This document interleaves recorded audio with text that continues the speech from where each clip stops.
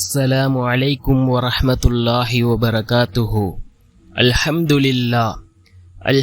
لله الذي نحمده ونستعينه ونستغفره ونؤمن به ونتوكل عليه أما بعد.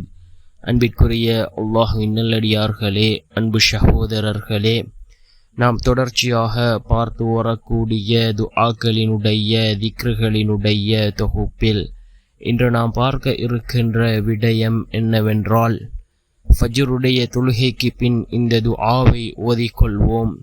நாள் முழுவதும் அல்லாஹ் நல்ல செய்தியை நமக்கு அல்லாஹ் கொண்டு வந்து சேர்ப்பான். எல்லா விடயங்களும் சீராகும். அப்படிப்பட்ட மிகச்சிறந்த ஒரு துஆவை தான் நாம் இன்றைய வீடியோவில் பார்க்க இருக்கின்றோம். அன்பார்ந்தவர்களே, அல்லாஹ்வின் நல்லடியார்களே, அதிகமானோர் நம்முடைய சேனலை சப்ஸ்கிரைப் செய்யாமல் பார்த்து கொண்டிருக்கின்றீர்கள்.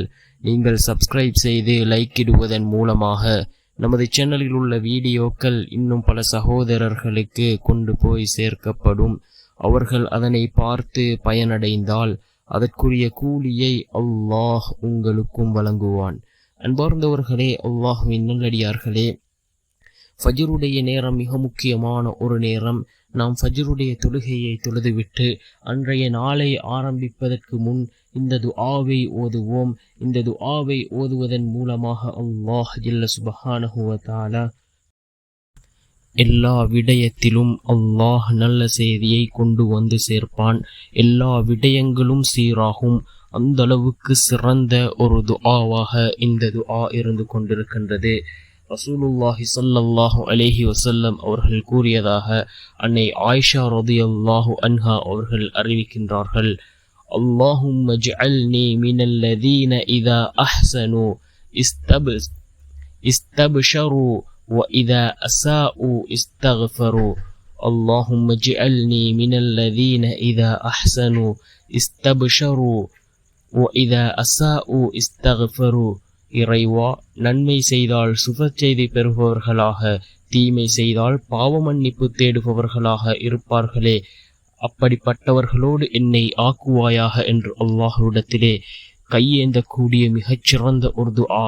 அதாவது, நல்லது செய்யக்கூடியவர்களுடன் யா அல்லாஹ் என்னை சேர்த்திடு, அதே போன்று தீயது செய்தால் அதற்கு பாவ மன்னிப்பு தேடு கூடியவர்களோடு என்னை சேர்த்திடு என்று பொருள்படக்கூடிய மிகச்சிறந்த ஒரு துஆ. அன்றைய நாளை ஆரம்பிப்பதற்கு முன் இந்த துஆவை ஓதுவோம். நிச்சயமாக அல்லாஹ் எல்லா விடயத்திலும் நல்ல செய்தியை நம்மிடம் கொண்டு வந்து சேர்ப்பான்.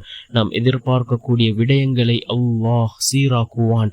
வல்ல நாயன் நம் அனைவரின் பாவங்களையும் மன்னித்து உயர்ந்த ஜன்னத்துல் ஃபிர்தௌஸ் என்ற சுவனத்தில் நம் அனைவரையும் ஒன்று சேர்ப்பானாக. ஆமீன்.